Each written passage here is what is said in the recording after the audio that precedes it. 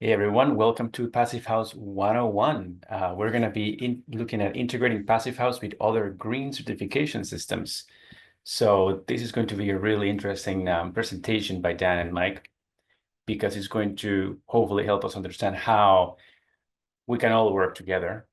In this current day and age, I think it makes sense for this one to say, yeah, you can always mix and match and everything is going to work towards a better product or a better building in our case. So yeah, I'm looking forward to this presentation, and I will pass it on to Sarah so she can introduce our presenters. Hello, everybody. Good morning or afternoon or good day generally, depending on where you are. I would love to introduce our speakers to you. We have Dan Swaab and Mike Fowler today. And so Dan is a principal at Mithun with over 25 years of experience. He has led planning and design across commercial, residential, retail, and institutional and hospitality sectors all over the place. As a senior technical architect, he brings experience in both project design and management and has a strong background in complex multi-unit residential and educational projects, which is awesome. Also, we have Mike Fowler, and Mike, he has a seasoned career specializing in projects that prioritize sustainability. His experience spans policy formulation, energy code development, occupant health, and also decarbonization strategies, which is great. As a sustainability integration leader and associate principal at Mithun, his projects have achieved various certifications and awards, including the AIA COTE Top 10, LEED Platinum, Living Building Challenge Petal, Passive House, and also Zero Energy. I'm very excited to hear from them today. Mike also got to speak at our Passive House Northwest conference not too long ago, so it's good to see you again, Mike. Hey, thank you. It's great to be here. And let me just share a quick moment about Mithun. And I don't know if my Zoom have, just to double check, I don't know, Zoom taskbar, is that not blocking anything out? I'm not sure how No, it's all good. Okay, perfect. Thank you. All right. So Dan and I are from Mithun, and Mithun is an integrated design firm with a mission to create positive change in people's lives. We're a national practice. We have offices in Seattle, San Francisco, and Los Angeles. And our team consists of architects, landscape architects, interior designers, urban designers, and planners. So Mithun, we're an AIA Firm Award recipient. It's the highest honor that the American Institute of Architects gives to a design practice. We're also a certified just firm by Living Future, a Salmon Safe certified firm, and also a Passive House Accelerator partner. So for Passive House, Mithun has 5 projects in the Phius database. And what's a little bit different about our work is that when we work on a Passive House project, as Zach showed in the intro video, it's not just a house. They can be very, very large buildings, and ours range from 20,000 square feet up to 180,000 square feet. And in total, we now have just over 500,000 square feet of Passive House project designs. So we're here this morning to talk about certifications, and it does feel a little bit strange to talk about other certifications to a Passive House audience. But let's just dive in and look at what is the certification landscape. So 25 years ago, there was LEED and basically nothing else. And now, if you wanted to go look for a certification, you can probably go out and find 25 different certifications or standards that you could apply to a building.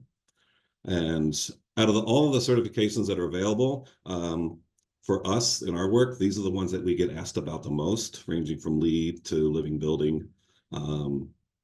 Living Building also has or Living Future also has their Zero Energy and Zero Carbon certifications. They also have a core certification.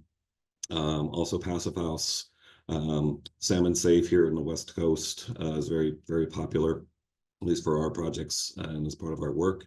And Fitwel is the other one that often comes up in our work. So let's just start off with why in the first place do we incentivize, or why do we certify our buildings? One could be you're just required to do it. So if you're working in Massachusetts now, it's a Passive House, you need to do it.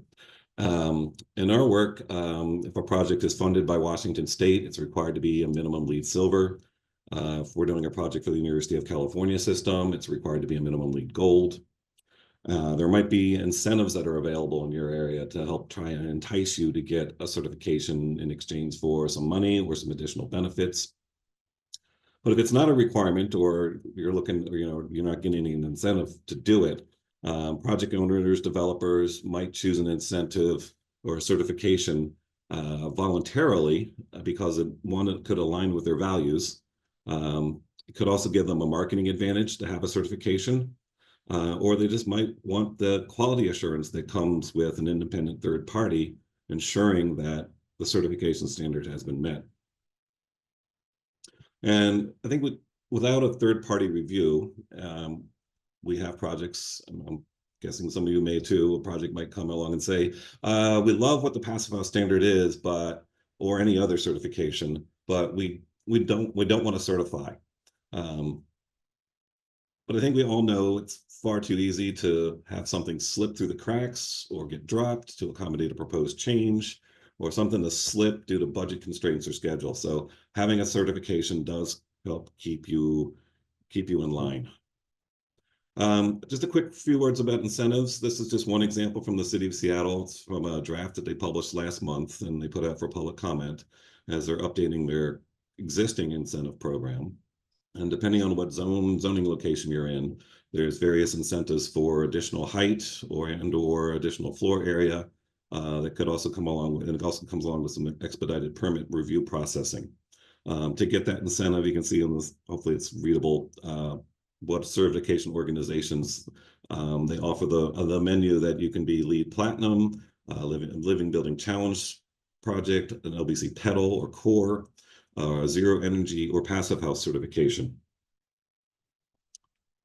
So I think it's great that there are incentives available to try to help get people to do a certification, and absolutely something is better than nothing.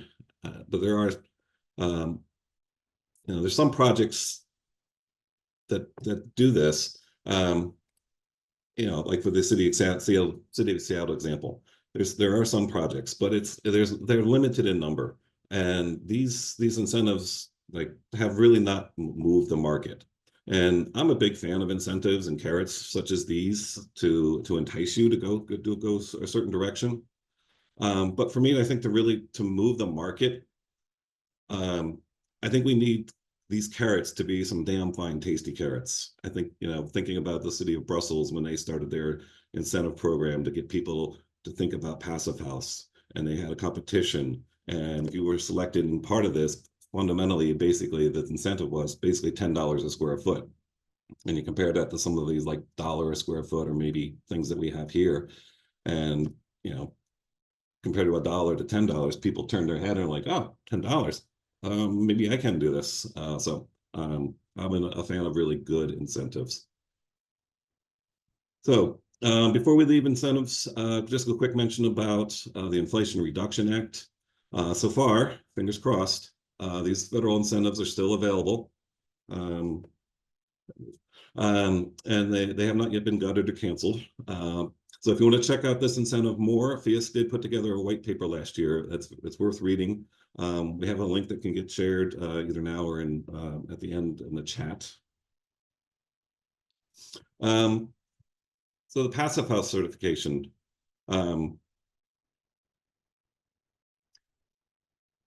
It's great, and yeah. So yeah, Passive House certification. It's one we know it's great. It's fantastic. We love it in this community. So why would we start to think about an additional certification to layer on top and stack those together? So here's just a quick look at 8 different certifications, which includes Passive House. Just highlight Passive House here. And there's no one certification that does it all. Each has their own strengths and each has their own weaknesses. And down on the bottom right corner, I put in a little disclaimer that everything on this slide is my interpretation. I don't need WELL or LEED or anybody else coming after me that I didn't rate them higher in a category. This is how I view this. And as we know, Passive House is excellent and, in my opinion, the best at reducing energy for heating and cooling. Passive House also, it excels at indoor air quality and providing health for occupants, giving comfort, quietness, filtered air supply. Passive House is also fantastic at delivering resilience and passive survivability during times of power outages. But on the other hand, Passive House does not pay a lot of attention to a building site or its ecology or the biodiversity around it. It doesn't focus a lot on water reduction or embodied carbon. There's other certifications that focus purely on health, like Fitwel and Well. There's LEED that focuses on a lot of areas, some more than others, and they do have some that are prerequisites, say like in energy and water and health. But their system is to provide you a lot of options for you to choose from. So you can basically do a lot in an area, or you can choose to do basically nothing in some of these category areas. And it's also there, you can test out that you can go through and get a LEED Silver certification without doing any energy points beyond the required prerequisites. But I will note that LEED just came out this spring with a new version 5, and they are up in their game in embodied carbon, and they're up in their game in resilience as well. The Living Building Challenge, it touches on a lot of areas also, but their energy requirement it's not as stringent as Passive House. Their embodied carbon standard is not as stringent as their zero carbon standard, but they are fixing that. And I also don't find that Living Building provides much in terms of resilience. So stacking a certification in addition to Passive House can help sort of fill in the gaps, say on site, water, embodied carbon, or because Passive House is just so good at energy, it can make achieving LEED energy points or zero energy much easier. So to make multiple certifications more attractive, LEED and Living Future developed crosswalk documents with Passive House to highlight how Passive House certification makes it easier to get a second certification. And I can't resist pointing out that, a crosswalk is just a crosswalk until the beetles show up. So in this crosswalk with LEED, if you meet Passive House Institute or Phius, Passive House standard, LEED automatically, without any other documentation, gives you a specific number of points depending on what climate zone you're in, ranging from 10 to 15 points for version 4, and in version 4.1 between 7 and 14 points. Living Future and Passive House Institute also did a crosswalk that focuses on the zero energy certification. And it's it's a much longer page, but there's a 4-page chart that describes the performance requirements of each certification, where they align and where they don't align with each other. And this is one of the samples of those 4 pages where Passive House is showing how it has a standard for heating demand, heating and cooling limits for annual demand and for peak loads, and zero energy certification does not. But that it's advantageous for us to use the limits that are in Passive House to make net zero energy easier to meet. And the same thing for building air tightness. And Living Future and Phius also did a crosswalk document that focuses also on zero energy certification. So it has a lot of the same content, but what was added differently for Phius is the requirement to model the window U value for comfort and condensation risk, along with moisture performances of the building enclosure. And again, these are items that zero energy certification does not have, but when you do those, it does help you to meet their requirement for net zero energy. So these are just a few quick examples of our Passive House work that do have multiple certifications. Our Bush School in Seattle is an example of the Phius and Zero Energy Crosswalk, and we also layered in Salmon Safe certification to address stormwater quality and watershed health to help support our Pacific salmon. Our Princeton and Georgia Tech projects are examples of the Passive House and LEED Crosswalk. So that's a quick just get our feet wet, but we also wanted to kind of like do a case study. And so now we're going to switch it over to Dan, and he's going to go walk through the Bush School to help show the process that we go through to help understand what our clients' priorities and goals are first before we start looking at or determining what certification, if any, to pursue. So I'm going to do a quick stop share, and then we're going to transfer over to Dan. Thanks, Mike. Share my screen. Oh, there it is. Slide. Okay. So I'm Dan Swaab from Mithun, and I've been working on our project with the Bush School, several projects actually with them. So that's a for those who don't know, Bush School is a private K-12 school here in Seattle. It's in the Madison Valley area, if you know Seattle. And it's a higher end private school, and they are sustainability minded in general. And certainly they're educators, so they're knowledgeable and passionate. But they also have a board. They have parent groups that we're working with. They have task forces helping us work through the project, and a lot of those people need to be educated on some of these aspects and brought up to speed on goals and issues in the world that they may not be aware of. So just a quick little site plan to get you oriented. I'll show a site, more of a city map in a minute, but the projects we were working on with the school primarily is the far right building, which is one of their new upper school buildings. And then in the middle of the page, the new middle school building.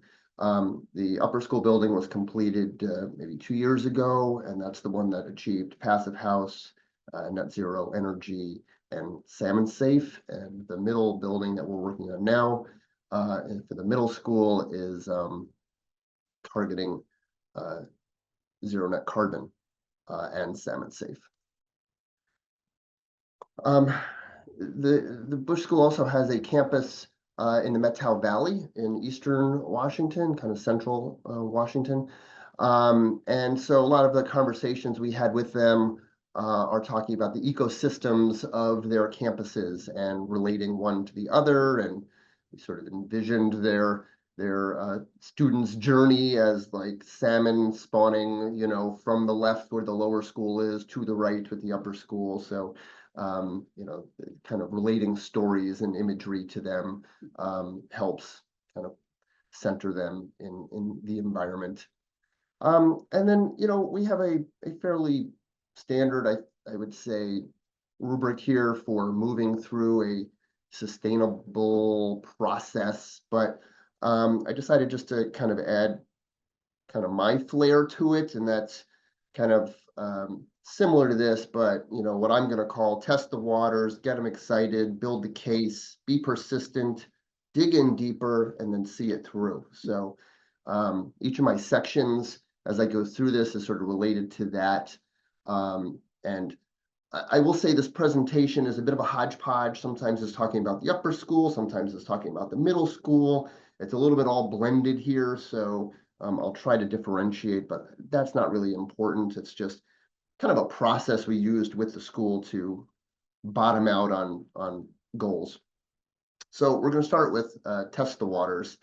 So, we will introduce sustainable language into our meetings, show them beautiful imagery, of course, of projects in the woods to get them thinking about something blending nature and their project. We'll use inspirational quotes to just really, this is early on, to test their body language. Are they interested or are they not even interested? Like where do they rank here? And showing them other projects. This is another middle school we happen to have done in Jackson Hole, Wyoming. No, sorry, this one is in Sun Valley, Idaho. But it's middle school, so showing them similar project types that might get them excited about the project type. And these private schools can be competitive, as well. So seeing that other schools are doing this will inspire them to do it as well. So get them excited now. Once you've started to introduce the topics, then you can start to go a little bit deeper and talk about your specific ecoregions. What are the important aspects that your ecoregions are contending with, whether it's health issues, water issues, energy issues. We all have issues all over the country, but your specific ecoregion issues may be nuanced that you can use to start to focus on some areas. And I'm not going to go through the language here on these, the text specifically, but really just bullet pointing some of the major regions. And then, of course, they also had their campus on the Eastern Washington. So looking at the issues there and trying to connect their campuses, thinking globally between them. So here is a site map of Seattle, and you can see the Bush School is kind of in the upper right, right along close to Lake Washington on the far right. And what's interesting about this particular campus is there's an Olmstedian designed boulevard that bifurcates the campus. So that became kind of an interesting aspect of nature and connection to nature and design that we used as well. And also, particularly in our region, the watersheds and the water systems and how the campus actually relates to those watersheds became an important message to talk about. And then we'll just kind of overall talk about what are the major sustainability buckets, let's say, that we could start to look at, kind of like Mike was showing on those rating systems. They all tackle these a little bit differently. So equity, health, water, energy, ecosystems, indoor quality, materials, and resilience. So we will kind of talk about each of those. Okay, so oops, sorry, what's going on? There we go. So now we're going to build the case for this. And so this is where you might start to bring in a little bit more detailed information. And in this case, PAE was our consulting mechanical, electrical, plumbing engineer, also our energy consultant. They are national leaders in sustainability, and bringing them in to kind of hit the message a little bit harder as far as what the issues are in the regions and how to measure them and what could be achievable. So working closely with them, they were the engineers on the Bullitt Center. And so they came in to talk about energy goals, carbon goals, water goals, and thermal comfort expectations. Started doing studies of available, solar access, a lot of trees around this campus. So what could we reasonably achieve? Looking at benchmarking of EUI for this project type, and SAS is another private school in the area and what they were able to achieve. So again, kind of peppering in there what their competitors are doing. I think this client and many clients want to have something notable to advertise. It's marketing for them as well, as much as doing the right thing. So our client wanted to be the first at something.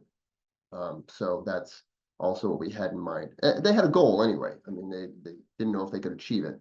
So we also talked about carbon, and we're trying to educate them. Apologies that the numbers are so small on this slide. But this is Seattle City Lights energy grid, and you can see the giant yellow piece is hydropower, which we have very clean. So we have clean electricity here for the most part. And so really kind of hitting home, like if they choose to do gas-fired equipment, which was still allowed for this project, it's 10 times more of the carbon emissions than going with electric equipment.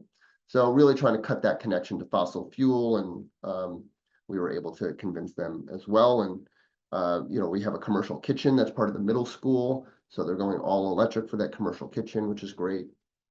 And then also talking about embodied carbon with them, and studying different systems, structural systems, kind of bringing in more detailed information on the embodied carbon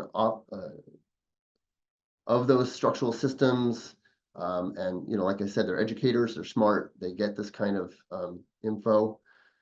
And then digging into the carbon and comparing steel frame on the left and mass timber on the right, and really kind of having that sequestering effect of the carbon in the mass timber. So kind of telling that story. And then getting into rainwater, of course, and looking at what can be done, what are some options for our project, how that might translate to our actual building, and whether we could get that to pencil out. Also, again, this is a study from the other competitor school in the area, so kind of showing them what they did. Again, and then really fine-tuning those campus strategies for our particular campus. And it might not be one particular solution. It's a combination of solutions likely, and I'll show you a little bit more about that in a minute. And then, never ceasing to show them pretty pictures of buildings set in nature. So this is our Zoomasium project at the Woodland Park Zoo. There's our Goodwill project here in Seattle. So just showing them different examples of how to handle the rainwater strategy. And this also is Goodwill with rain gardens. Okay, so now we're going to be persistent. We have to keep up the effort here. So, and we have to dig in more. I mean, we just give them a lot of information. Now, what is appropriate for this project? And so we did an exercise. This is just one of many exercises of this type. This is the one we did with them, where they had their whole board basically do this exercise where they're ranking what's important to them, and the further out on the ring is the most important, inner on the ring is less important. So we got a lot of these responses, and we surveyed them and started to see what was rising to the top. Okay, so based on what's important to you, here are some potential rating systems we might look at for your project. And again, similar to what Micah said, there's all these different categories we could dig into. And then on the right, just kind of digging in, what are these specific rating systems that might be good for those particular topics, and what are some of the issues we might tackle with those topics or challenges. Oops, this got screwed up, sorry. Not sure what happened there. Apologies about the graphics. But anyway, we looked at LEED and the various categories that LEED is good at. We looked at WELL. And again, what are the categories? What we saw from their survey is that energy, carbon, and student health were the most important, and water were the most important issues. And so how to look at tackling each of those was how we looked at which rating systems we would go after, and budget, of course. We'll get to that in a minute. And then we also looked at Living Building Challenge, and perhaps Petal certifying one thing or the other. And we looked at Passive House. I'm seeing a lot of my graphics got messed up, so apologies. But we looked at Salmon Safe, and that's harkening back to connecting to our ecosystem and our regional waterways, which was one of the things they're particularly interested in. Okay, so we kind of rattled off some of the rating systems that we could use to meet their goals. And so now we're digging in deeper here, and we're looking at our project. We're looking at what strategies we actually could employ on our project, what made sense, both for the architecture, design, and location. And so Salmon Safe, like I said, that's one that they decided to go with. And not only did they certify the upper school, they decided to implement that across their entire campus. And so now any project on their campus needs to be Salmon Safe certified. So that was a great win for us and them to commit to that. And so for that, we started looking at rain gardens and how we would manage the stormwater. We looked at educational opportunities with the students and the design of the project. And we started to develop an overall strategy for the project. where we had to, treat 100% of the runoff and detain it. And we also dug in, and they committed to passive house. So the commitment to reducing energy and the healthy material aspect and acoustics and all that of passive house was very interesting to them. And it was relatively new for projects out here. There was no no school project of this size that had achieved passive house yet. So that was kind of a first for them that they were interested in. And so, looking at the design and crafting a tight envelope, minimizing thermal breaks, using glass where it was important, but minimizing it elsewhere, working with our engineers on whether we could achieve something like this on that. So, we dug into the details and worked with a contractor to review our details for constructability, worked with our engineer, PAE, to do therm modeling to make sure we were minimizing heat transfer, trying to get as much elimination of thermal breaks as possible within the confines of, constructability. And then we also committed to the net zero energy goal. And so that, as Mike talked about, has a good crosswalk with passive house, because we're reducing our energy use so much with passive house that it's not that much of a lift to then offset what is left. And so we'll talk about that next. So, looking at what our EUI is and what the major areas of energy use are, and trying to minimize those as much as possible to bring down our UI to, minimize the amount of PV that we would need to have on the project. So we did 2 PV installations, actually, because the building is rather small, and the roof area is rather small, and there are some large trees around the site. So we could only have 23 kilowatts of PV on the roof of this building specifically, but there were some available roof areas elsewhere on the campus, and we were able to put another 142 kilowatts on other buildings, which had really good solar access, so for a total of 165 kilowatts.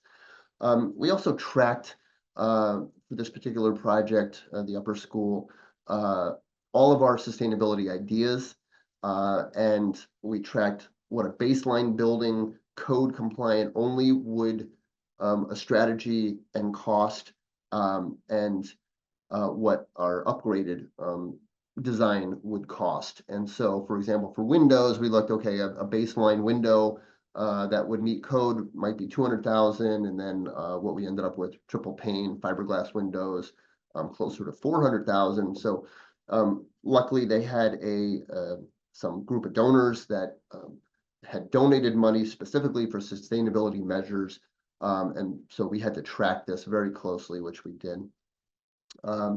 On the middle school, like I said, we ended up going with zero carbon certification. They didn't have that group of donors coming with a pot of money to upgrade all of our windows. So we're more of a code compliant building in general, but we committed to mass timber construction for the middle school. So CLT and post and beam construction. So really, they loved the look of that and the feel of that in the upper school, which is an image on the right. And they wanted to maintain that as a baseline for their new middle school. And that kind of moved the needle in the direction of zero net carbon certification. So we're excited about that, and then really digging into where is that carbon and where do we need to focus our reductions. So just looking at that.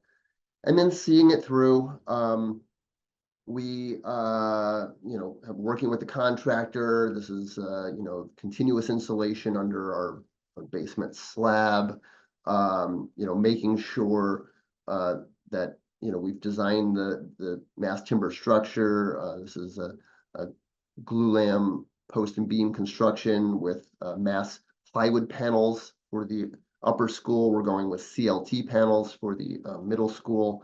And a lot of time spent with mock-ups on the window installations to make sure we are getting airtight construction. We had a very good air infiltration or leakage test on this project, and that was due to a lot of work in the field by the construction team to make sure they got it right.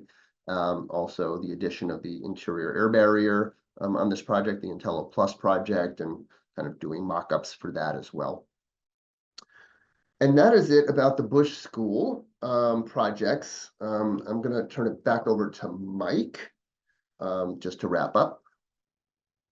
Yeah, just a quick summary that for us at the start of a project, essentially our process is to ignore certifications and to focus instead on what are the initial project goals from the client, and then also to work with them to envision what could be truly amazing for this project in terms of connecting to its community, its history, its place, for integrating with the ecology of the site, for increasing the development of the occupants, their mind, their body, their spirit, as part of that whole package of occupant well-being, providing comfort and quiet acoustics and health through proper ventilation, air filtration, the material selections, and looking at resilience, talking about resilience in terms of extreme heat events, wildfire smoke events, power outages, all of those things happening simultaneously.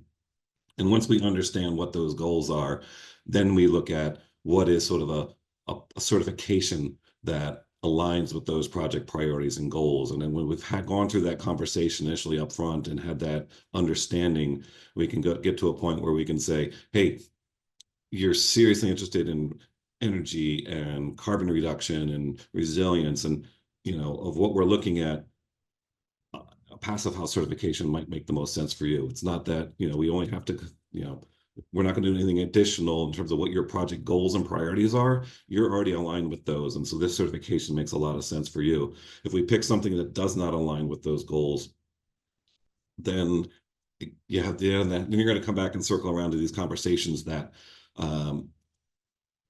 I'm going to have to spend extra money to do something that really doesn't align with my priorities and goals. And so those things are likely going to drop off. So once we can get that alignment up front, we can work with a certification, and, we're happy to work with any of these, my own personal opinion, love passive house, but, if a client aligns with them and that's what we're doing, as long as we're pushing forward and we're getting high performance buildings that are low carbon and pushing for electrification, that's the direction we want everybody to push towards. So I'll just wrap it up there and turn it back over to Sarah and Jose.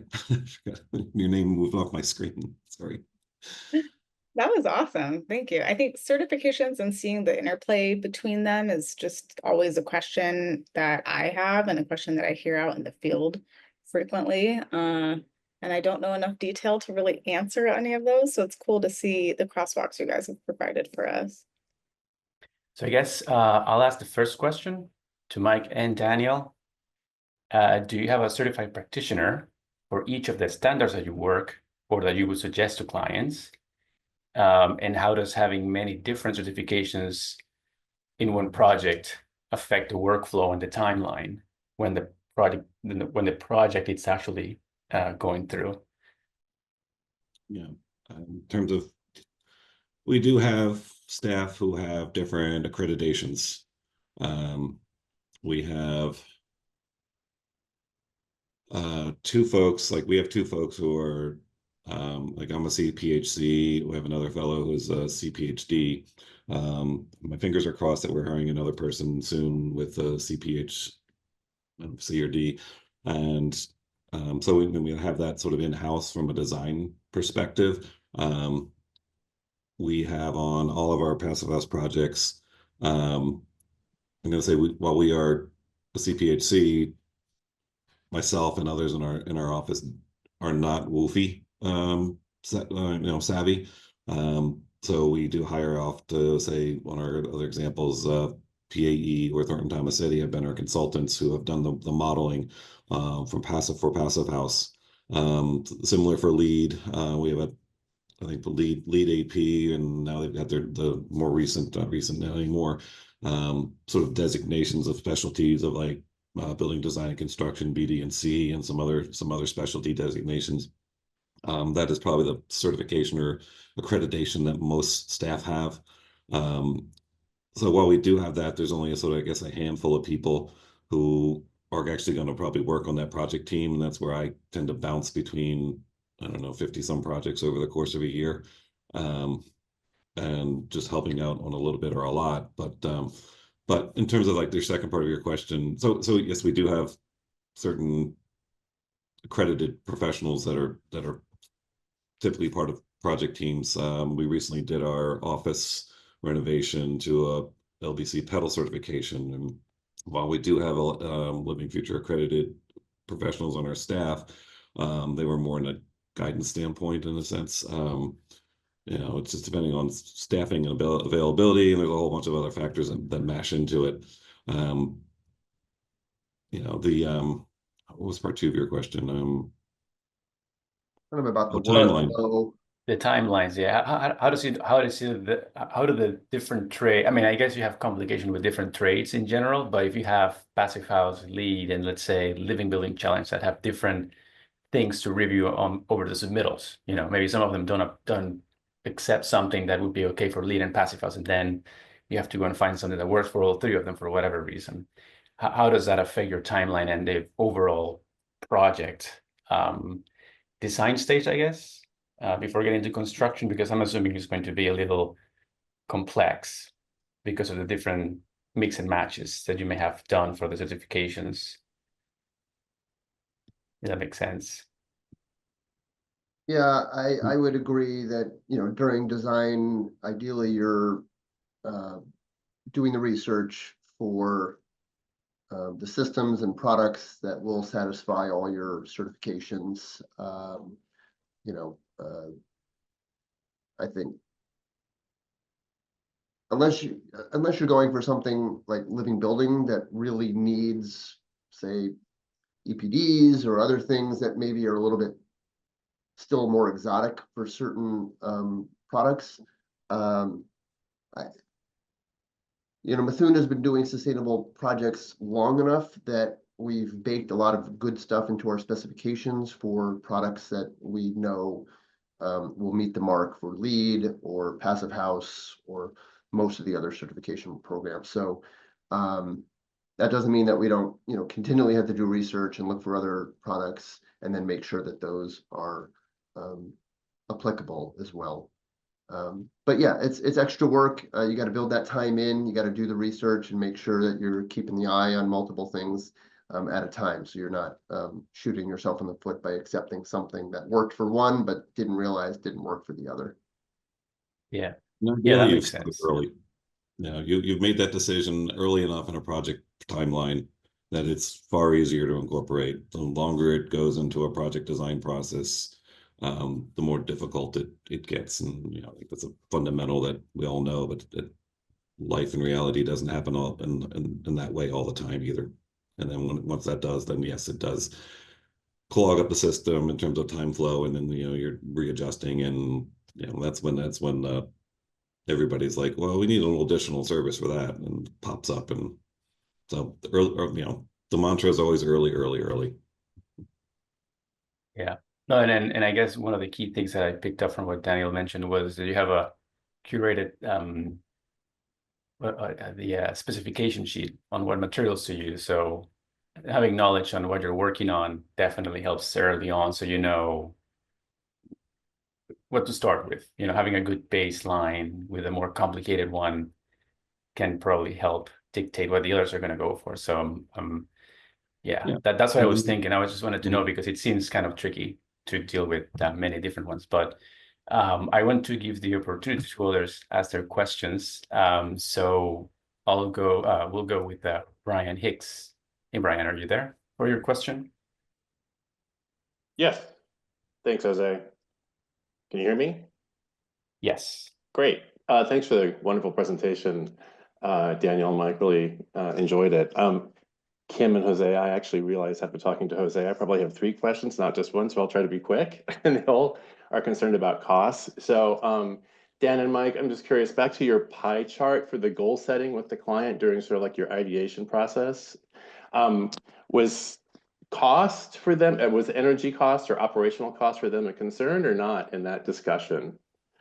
Or was sort of a cost minimization as far as energy demand in the future, was that sort of like icing on the cake of pursuing one of these certifications, or was that a goal from the start? I would say cost was not a big driver of the imagining stage, right? It is think big, what's important to you, what are your values? So I don't think they picked reduced energy necessarily with the thought that they will have lower energy bills in the future, and that's good for their maintenance and operation budget. That wasn't really part of that. That is the icing on the cake, I would say, and it might have been one of the selling points to actually move in that direction once we sort of saw which initiatives rose to the top of interest. But and we did studies of cost reduction of energy, standard construction, what would you be paying per year estimate versus what would you be paying. So that came a bit later, but yeah, we would do that study as well. Got it. And then as far as project delivery goes, did you have a GC selected early who could advise during design, like pre-design, on not just construction costs, but also then it could inform, I guess, also to pursuing these certifications and what might be reduced energy demand in the future? Were they selected, during pre-design as a sort of design partner, or did that occur later? Well, on both the Bush School projects, a contractor was selected early, probably not until on the upper school, which was the first project, they were selected earlier, probably in schematic design. For the middle school, they weren't selected until the end of design development. And certainly, we like having contractors on board. We like to get that input, bounce ideas off them, and get some real pricing input. What happened on the upper school was a little bit unusual, where we went all the way through, say, early CDs with the contractor, and then they got let go. And then we completed CDs without a contractor, and then they ended up hiring a new contractor. That's a whole story, doesn't really matter, that's just what happened. And it was difficult because obviously we're in the construction detailing phase of our project on a passive house project. We didn't have a ton of passive house experience, this new, and we're developing these details that we're not quite sure how constructible they are, right? And so we did our best, and then that slide I showed with all the markups of the detail, and then the therm modeling after the fact, like those were the markups the contractor did for us after they saw our CD drawings and said, we can't build that, or you need to do this first and then that, and change your detail. So that happened a little, unfortunately, later in the project than we had wanted. Okay. And then my last question, the matrix you showed where it had like, what would a typical building be, and then like an upgraded building to be, and what would be the cost differences? Who provided those costs? Was that a GC, or was that something in-house you developed, or did you get a cost estimator from outside as a consultant to provide that information? Just so, how did you get that data? It was mostly the GC, because we did have the GC on board for a lot of that. That matrix started in a much more rudimentary way with dollar signs, 1, 2, 3, 4, $5 relative cost of a system being upgraded. It might be $10,000, it might be $1 million. So we started that way, and then as we started getting real data, we would substitute the dollar sign for an actual dollar value so that we could track that. Great. No, thank you very much. That's helpful. Yeah, good questions. Thank you. Thank you. Alrighty. I have a question from Becky. Becky Denio, are you here? Would you like to ask her question? Yeah, sure. Thank you. Yeah, thanks for the presentation. So I'm pretty new to the whole passive house world, but I am currently working on getting my passive house designer certification. One of the things when I was making that decision that kept coming up in my mind was, the difference between PHIUS and the Passive House Institute, and which one or which group you would go to through certification. And you mentioned that all of yours were through PHIUS, and I'm just curious how that decision was made. Is it something that was there some benefit for the client to go through PHIUS as opposed to PHI, or was there a discussion about that? There's no specific reason. I mean, either one could have been pursued, and I think for us, there are more of the consultant teams we work with, more of them have PHIUS knowledge compared to just for our region, compared to PHI. I know it's different in, say, New York City market or California market. There's pockets of where things are one more than another. I mentioned that we have, myself and another fellow, David, we're certified passive house consultants, but ours is through PHI. And so that's also why we use a consultant when it came around that was going to be a PHIUS project. We need to have a consultant that has a PHIUS accreditation. But okay. So it was more a consideration of just your overall team's experience with the one. Yeah, and again, personal opinion. There's a especially if we are dealing with any of our projects that have government funding, and this was before things, I don't know what to describe, but this new administration, but there was a view of working with a U.S. standard from that perspective. Anything that had government funding, state funding, was viewed a little bit better. None of these projects, this is a private school, these were private, public universities. There's a slight perception that because PHIUS is the U.S. standard, that tends to rise just in terms of the work we've been related in, but I would happily do a PHI project as well. Yeah, okay, thank you.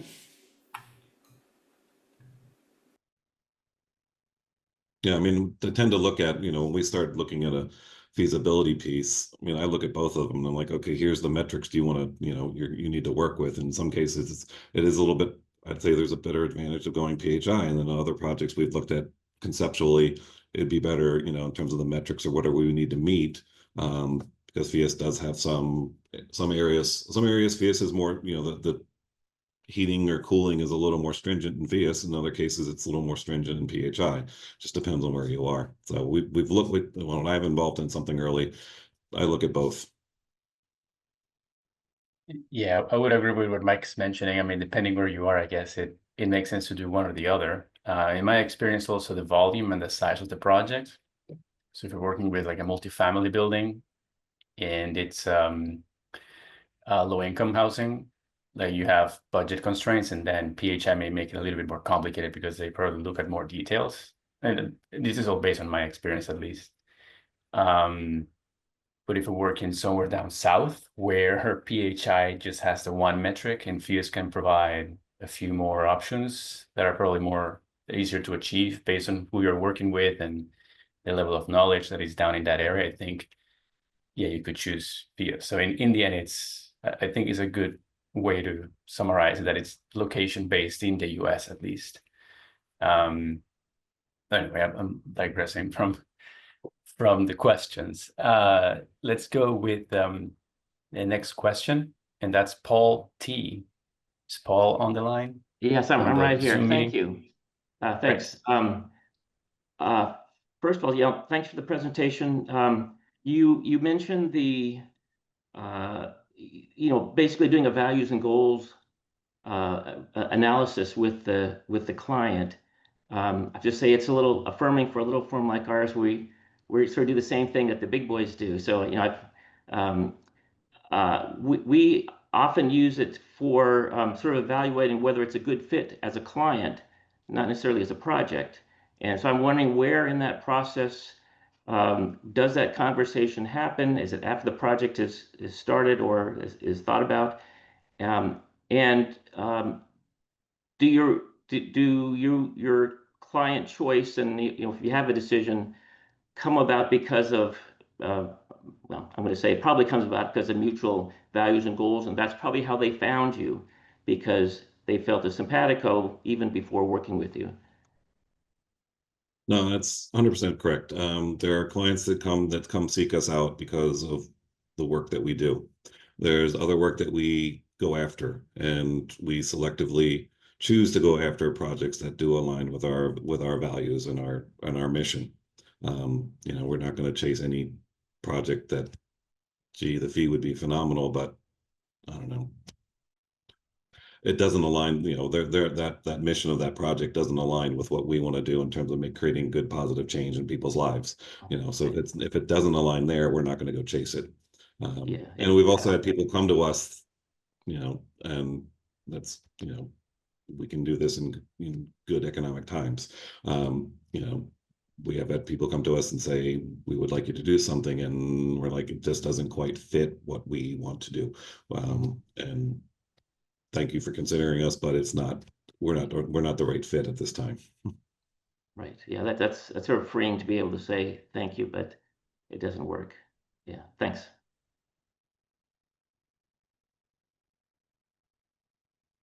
And we have time for one more question. Mike, can you stay for a few more minutes? Just for one last question that I had. Yeah, I can hang out a few more minutes. Yeah, no problem. Yeah, it's just it was going to be tied into the first one that I asked, because I was just thinking how they all have, I guess, fees and things that just increase or add on to the value of the proposals that you have.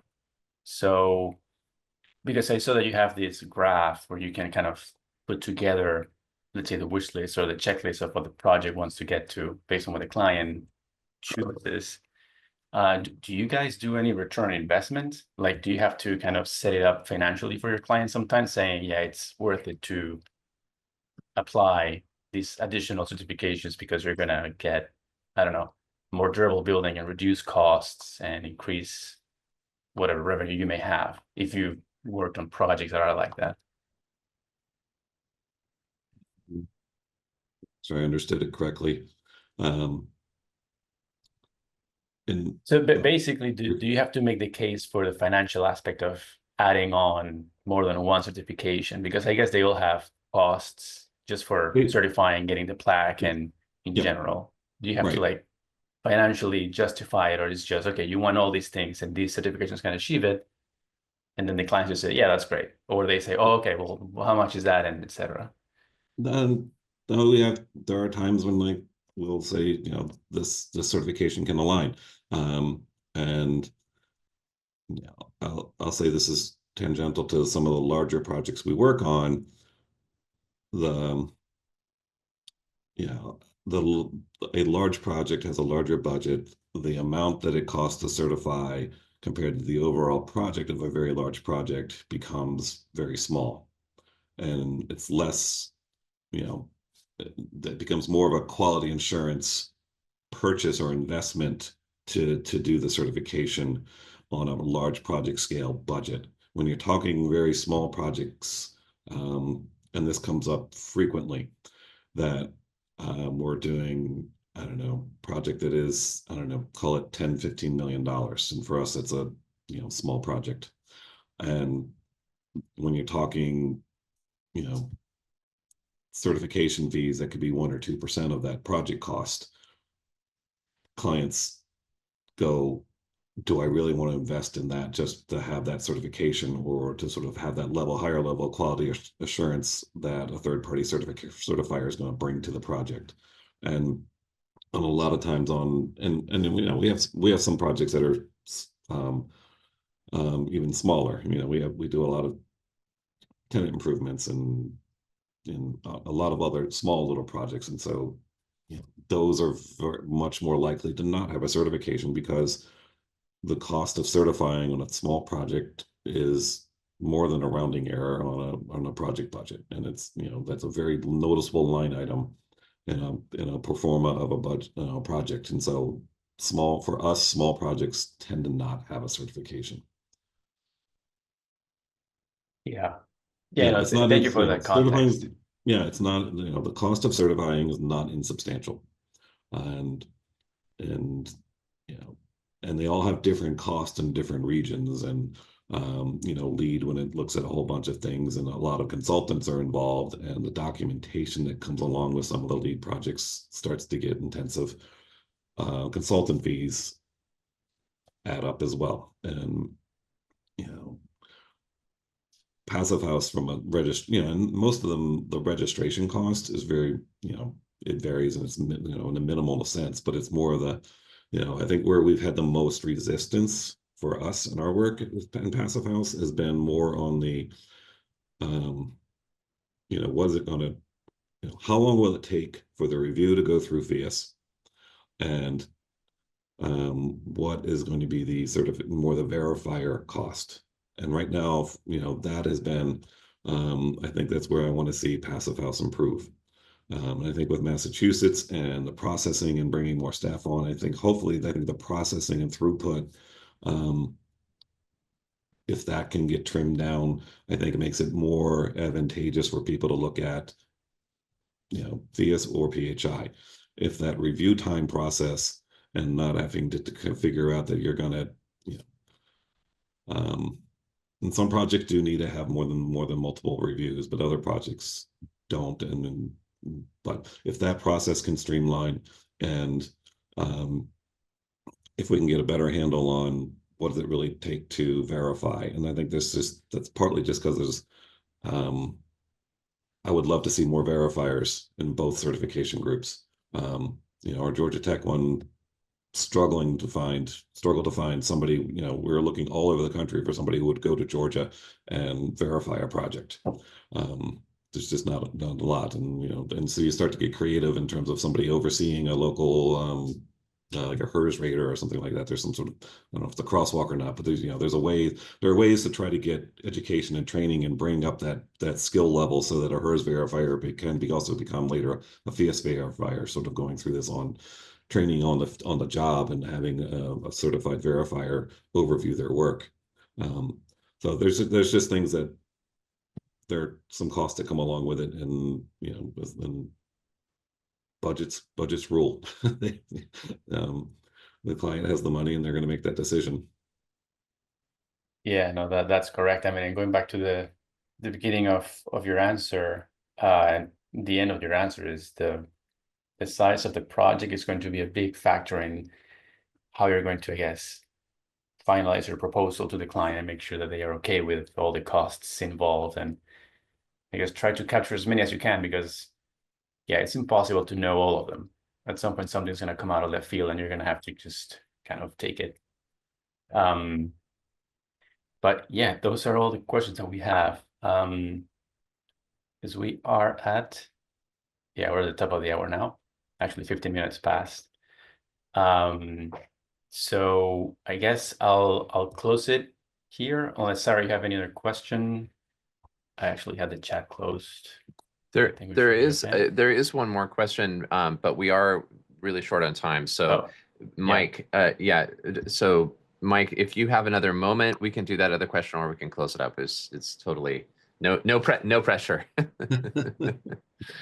Well, I blocked off a bunch of time, so extra. You're okay with one more? I'm good until another whatever 15-ish minutes, but yeah. Okay, cool. So Jose, Jamie had a question about how to navigate doing the standard but not the certification. So Jamie, sorry. Jamie. It just came in a bit ago. So maybe Jamie, are you available to ask your question, or would you like us to read it? We'll just pause a moment here. Sure. Yeah, sure. I can ask. Thanks, guys. Appreciate it. I was just curious, like how often a client wants to explore, building to a standard, but avoiding the cost of certification. So I don't know how often that comes up, but if you had to estimate, like, what's the incremental cost just of jumping through the kind of the bureaucratic process and getting a certifier and all of that stuff versus just saying, hey, we're going to design and build to this standard and skip the certification process. How much cost would you, if you had to guess, like what do you think the incremental cost on just the certification process is? Cost is always a hard one to answer, and the standard answer of it depends applies. Yeah. Depends on the specific project and its conditions and all the other parts that can factor into it.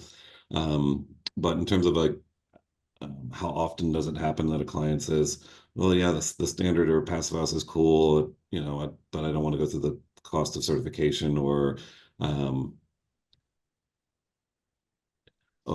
even lead. I want to design to, it starts off like, oh, I want to design to a lead silver or a lead gold project. And it's like, okay, great, but what does that mean? You still have to choose something within these option credits of lead, what you want to do and what's going to apply.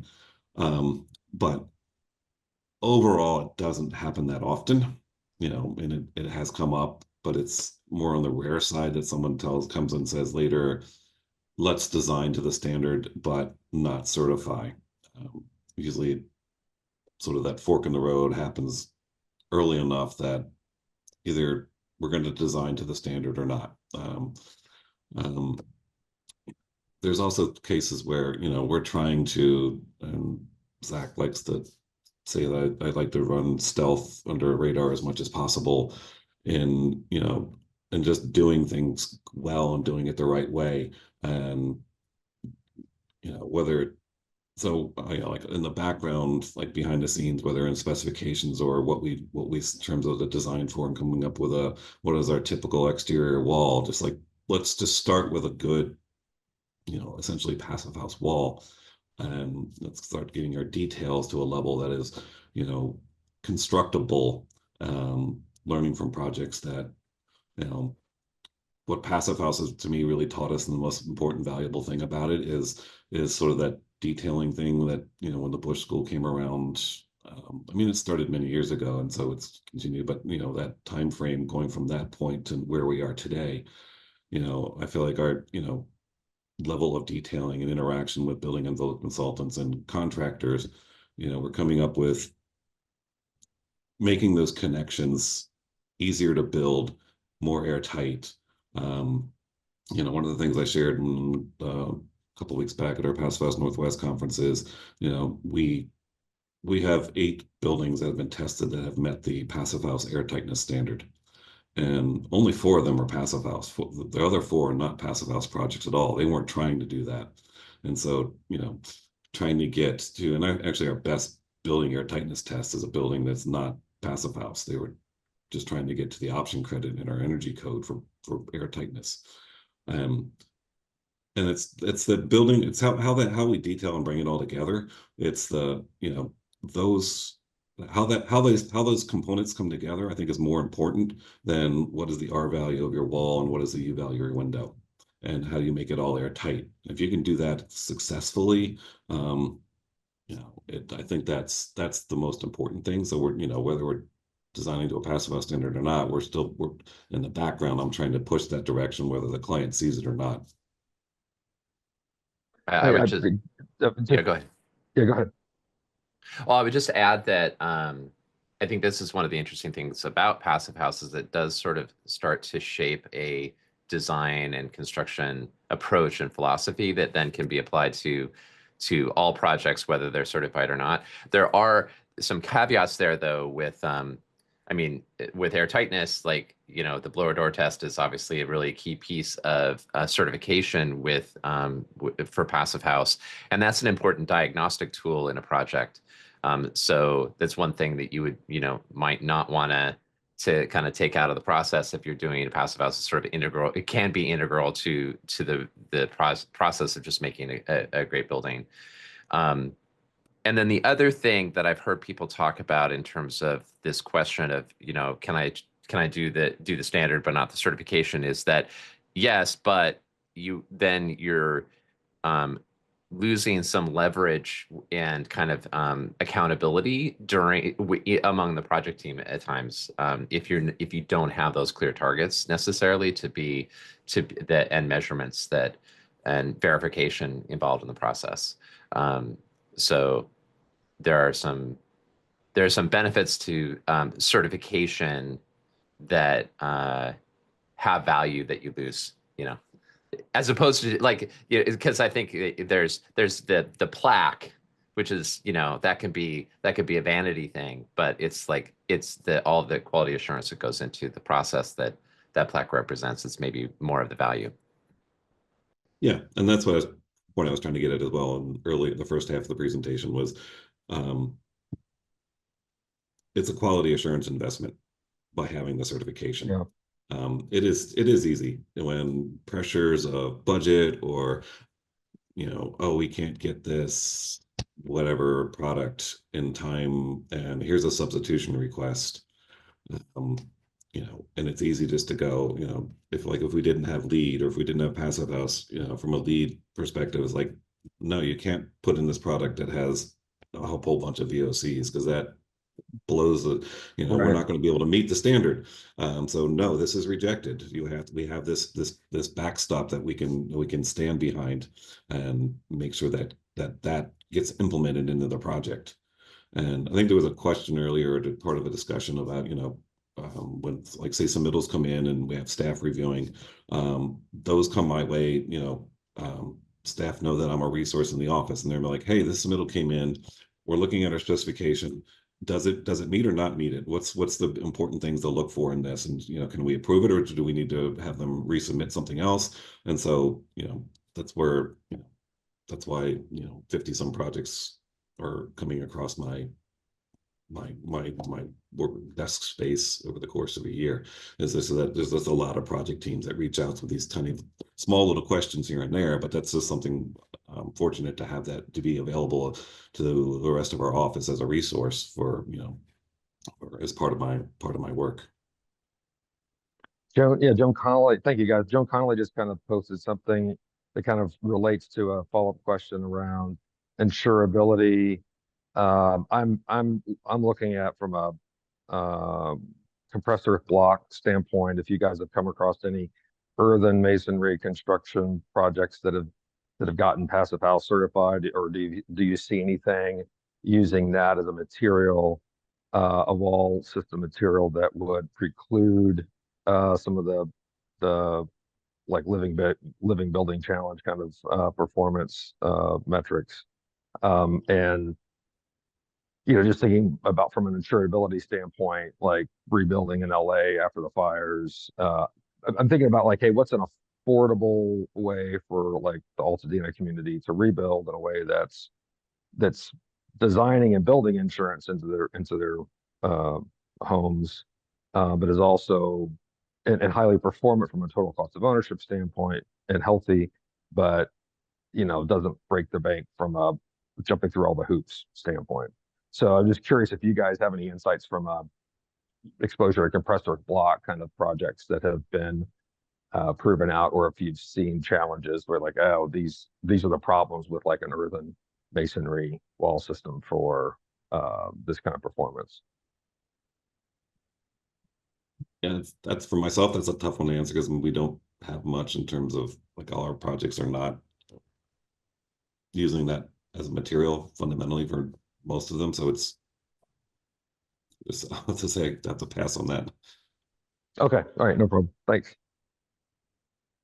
All right. Thank you, Jamie. And thanks for raising that, Joan, as well. And this is something, it's actually a hot topic in the Reimagine Buildings Collective, that as a follow-up to our fire resilience conference that we held a couple of months ago.